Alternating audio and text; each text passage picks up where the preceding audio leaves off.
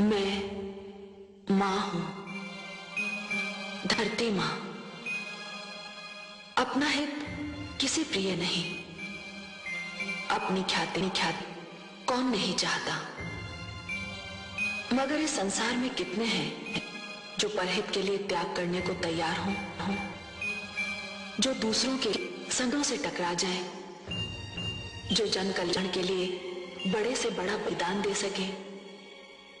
जब भगवान शिव ने लोक कलिए सागर मंथन से निकला विष अपने कंठ में रोक लेने के तो मैं आश्चर्यचकित रह गई।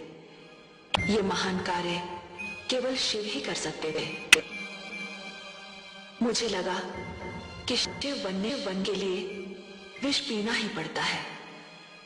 मैं भगवान शिव के इस अद्भुत त्याग पर त्याग उठे, परंतु विष से अमृत की प्राप्ति के बीच की यात्रा में क्या होना है। सागर जिसे रत्नाकर भी कहते, उसके गर्भ में कैसे कैसे अनमोल रत्न हैं, उठने के लिए कौन व्याकुल नहीं होगी। नारायण नारायण।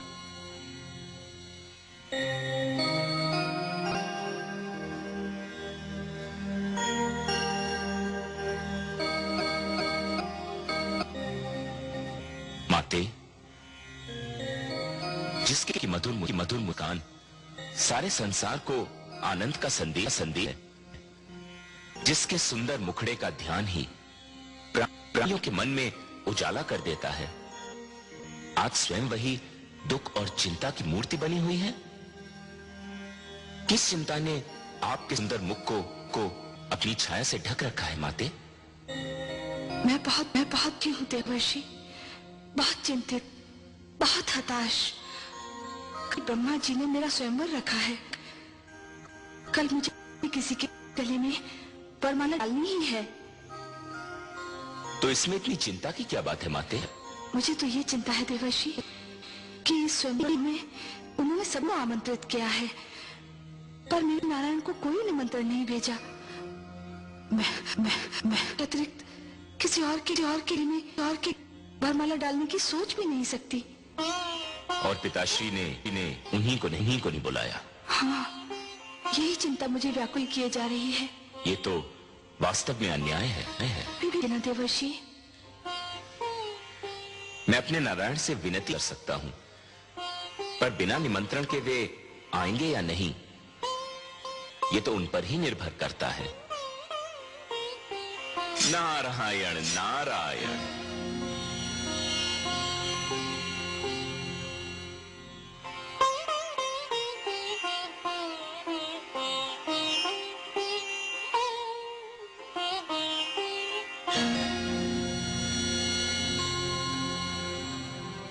वरुण देव, चंद्रदेव नहीं आए अभी तक। संध्या की बेला हो गई है, बस उदय होने ही वाले होंगे।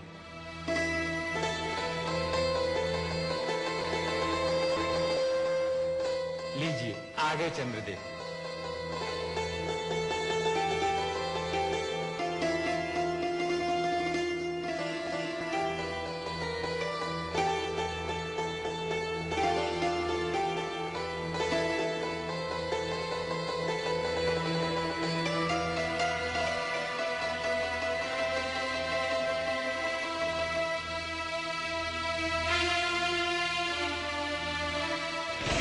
हे ब्रह्मा,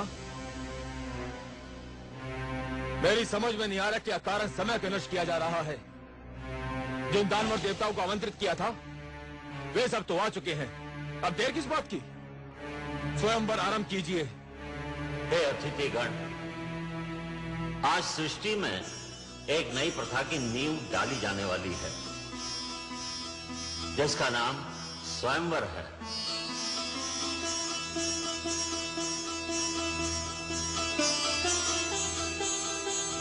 अर्थात अपनी इच्छा से अपने लिए वर चुनने का अधिकार केवल कन्याओं को प्राप्त होगा।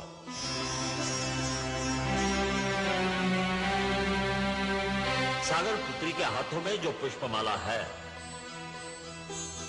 इसे ये उसी के गले में डालेंगी जिसको ये अपने योग्य समझेंगी। जो इनका मन भावन होगा।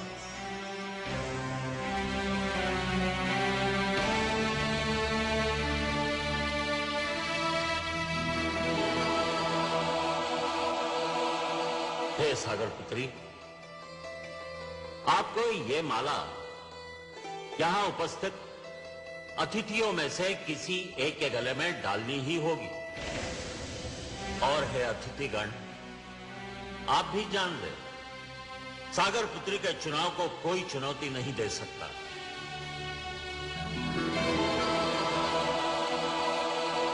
ये जिसे चुनेंगी उसी को इनका अंतिम निर्णय समझा जाएगा। उस पर कोई विवाद नहीं करेगा, किसी को भी आपत्ति करने का अधिकार नहीं होगा। हे देवी, मैं स्वयंवर समारोह के आरंभ की घोषणा करता हूं। आगे बढ़िए और जिसे आप अपने योग्य समझें उसके गले में यह पुष्पमाला डाल दें।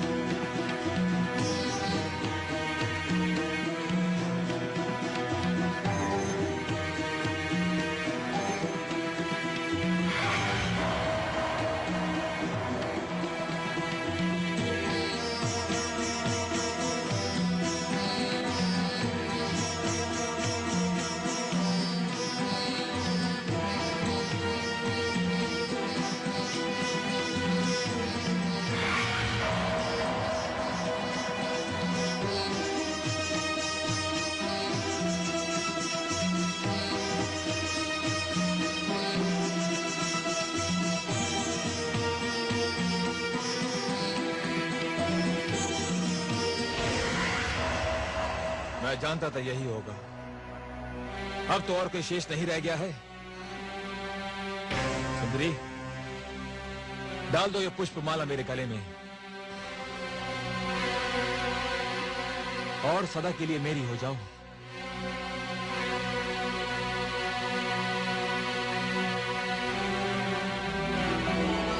सुंदरी, इतना विलंब क्यों?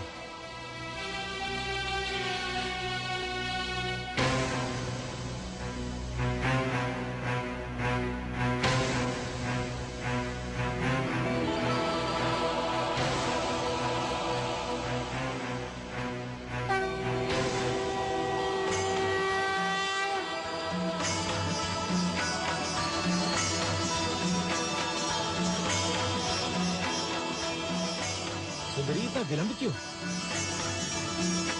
प्रिय,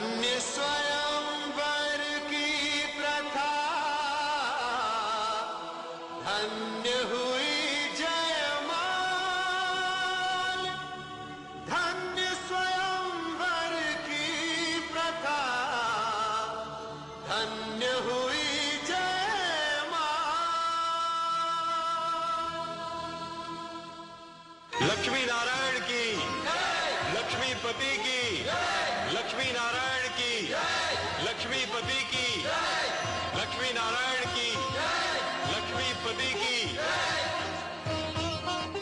स्वागत है सर्वेश्वर। स्वागत है माता। आइए।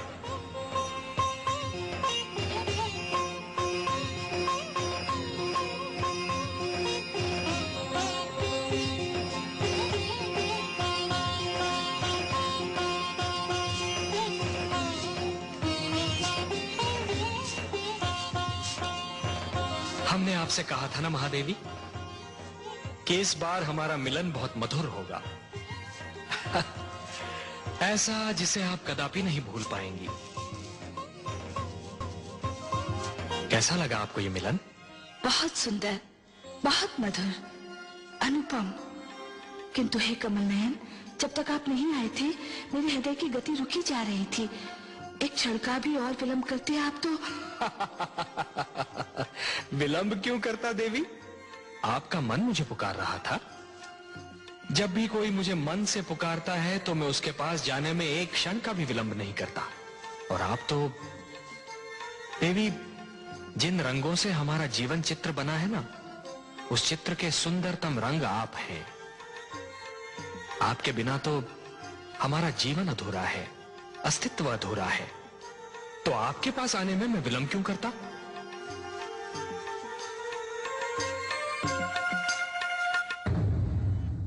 मैं मां हूं, धरती मां।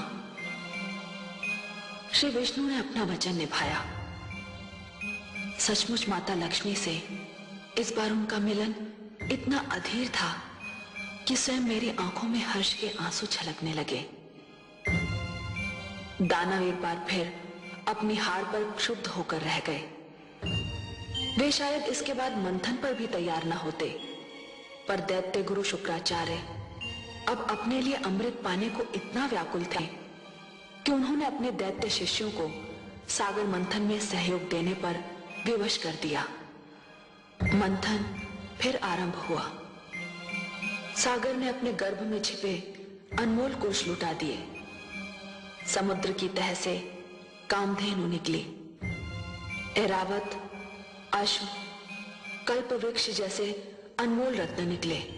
पर प्रतीक्षा तो थी अमृत की, उस पदार्थ की जो मृत्यु की मृत्यु है। और फिर वो घड़ी आ ही गई।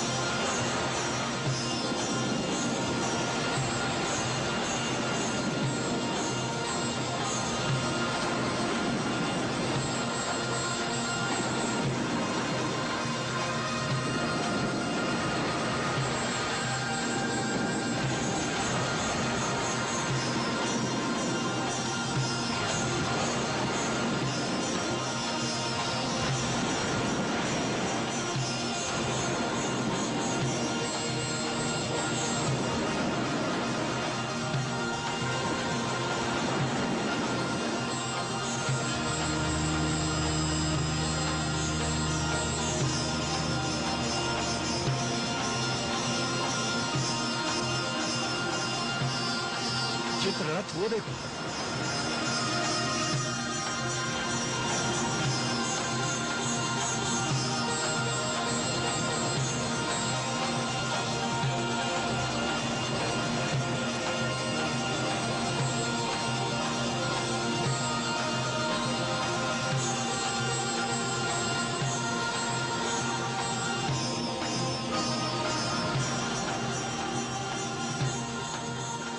उस कलश में अवश्य ही अमृत होगा।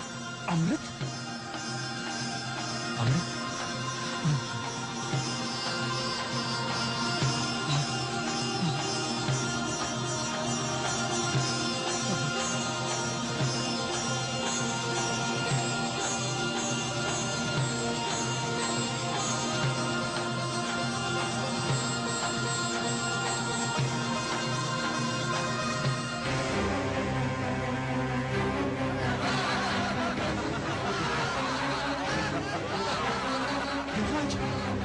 में से एक है।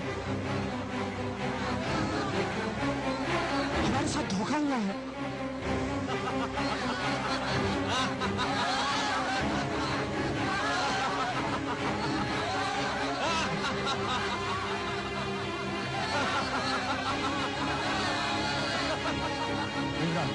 दानव तो अमृत लेकर भाग गए। अब तो संजीवनी मंत्र उनके गुरु के पास है और अमृत उनके हाथों में। ये तो सर्वनाश हो गया देवराज। हमारे साथ भयंकर छल हुआ है, अब क्या होगा?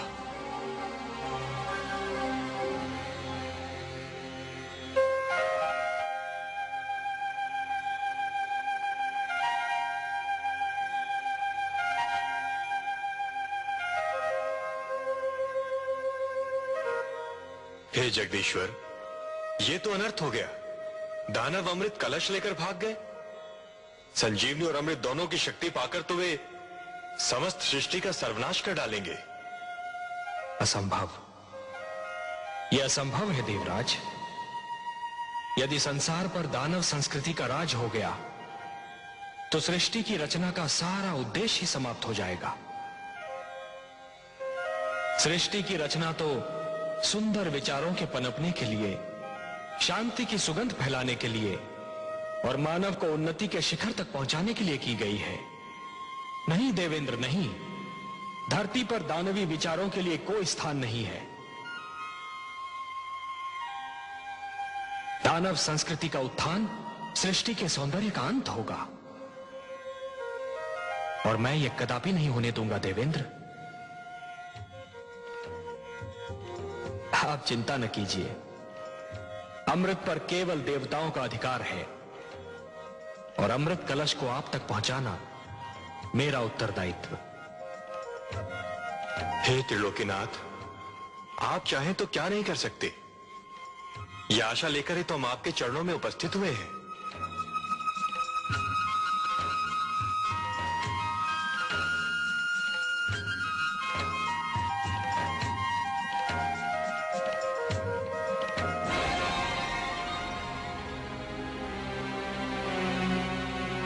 हे स्वर भानु, हम तुम्हारे आभारी हैं। आज तुम्हारे कारण देवताओं को ज्ञात हो गया कि यदि हम दानव छल पर उतर आए तो देवता हमारे आगे ठहर नहीं सकते।